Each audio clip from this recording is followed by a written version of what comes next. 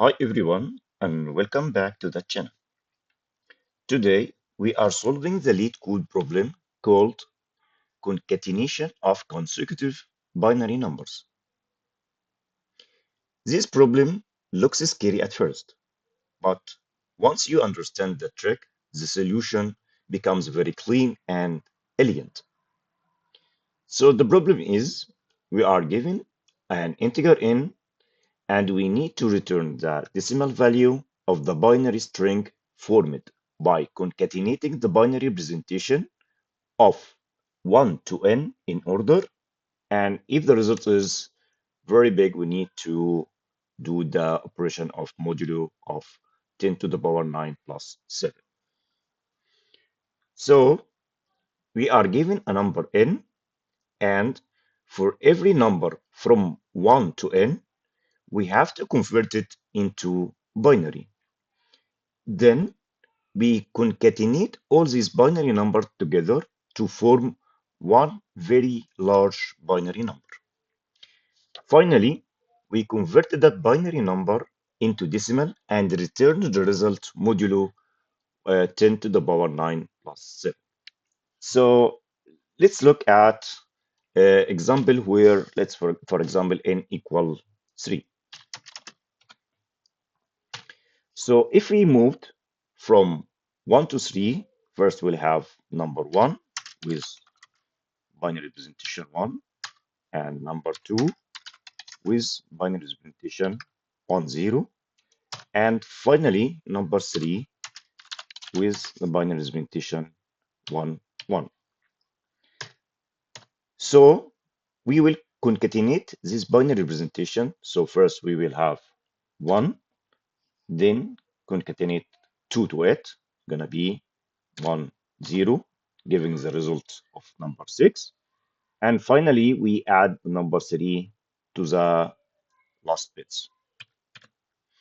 If we add all of this binary representation of the number together, that will end or give us that will be corresponding to the decimal value of 27. And this is the result that we have to return in the output. The most obvious solution is to build a big binary string, but unfortunately, this approach is too slow and uses too much memory. And probably you will meet time limit exceed. This is because the concatenation steps takes a long time since it needs to generate a new string after each concatenation or to reallocate itself. And in some cases, the binary number can be extremely large. So we need a smarter way. Instead of using strings, we can use bit manipulation. Concatenating a binary number is the same as shifting the current result or current number to the left and then adding the new number at the end. As we have seen here in this example, first we have the number 1 at the current number, or let's name it the current result, and the next number is 1 0. So we need to shift this one number 2 spaces to the left to be 1 0 0, and then ORing that number with the new number 2, and that will give us the result of 6. The same, the current result became 6, and the new number is 3. Let's name that one old equal 6 and new equal 3. So to concatenate these two numbers, then we have the number 6 two position to the left, that give us 1 1 0 0 0, and then or that number with the new number 3, and that will give us 11011. But now the important question is, how many bits does each number have? The answer is simple. Every time we reach a power of 2, the bit length increases by 1. So if we have number 1, that will have 1 bit. The next power of 2 is 2, and that has 2 bits. The next power of 2 is 4, and this is increases the number of bits by 1. So we'll have 3 bits. And if it's 8, that's gonna give us 4 bits, and so on and so forth. So now let's move to the code.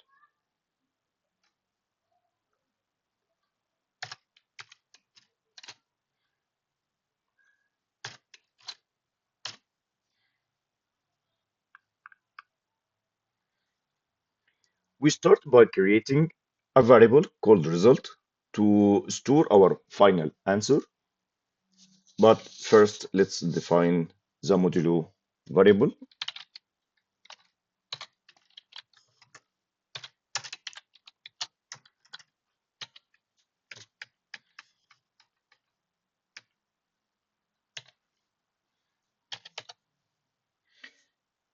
and we'll define variable result to store our final answer. Then we also define another variable called length,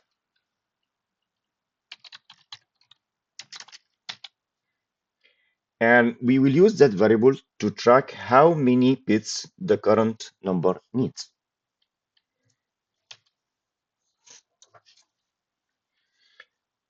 After that, we will loop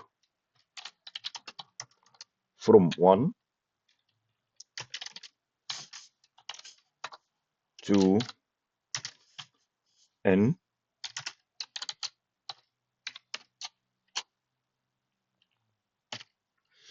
and if the current number is a power of 2, we increase the bit length. So to check if the number is a power of 2, there's well-known trick that ending I with I minus 1, and make sure that the result equal 0. So for example, if I equal 4, and that will have the binary representation of 100. So if I added that I with I minus 1, so I minus 1 equal 3 is binary representation of 1, 1. So ORing the 4 with the, ANDing the 4 with the 3 will end with a result 0. And this is a trick to check if the number is a power of 2 or not. So if it is a power of 2, we'll increment our length variable by 1.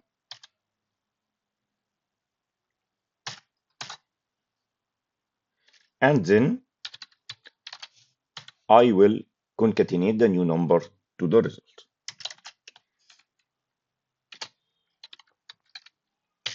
By shifting the result by length, which is the number needed to be shifted to the left to give enough space for the new number. And After the shifting, I'll OR with the new number. And of course, we need to return the result modulo the mode variable. And at the end of the for loop, we will return our result. This step prevents the overflow and keeps the number within safe limits. So let's run to make sure that our code is error-free. There's a problem here. Yeah, because I'm defining result as an integer. This causes an overview. So if modified our result variable too long, and let's run again. Yeah, it all the test cases pass. It's submitted. Here we go. So in terms of complexity, we loop through the number only once. So the time complexity is linear or of n, and we only use a few variables, so the space complexity is constant. Uh, the final thoughts here that this solution avoids string completely and uses pure bit manipulation. It's fast, memory efficient, and perfect for large inputs. If this explanation helped you, don't forget to like the video and subscribe to the channel. Thanks for watching, and I'll see you in next problem. Bye.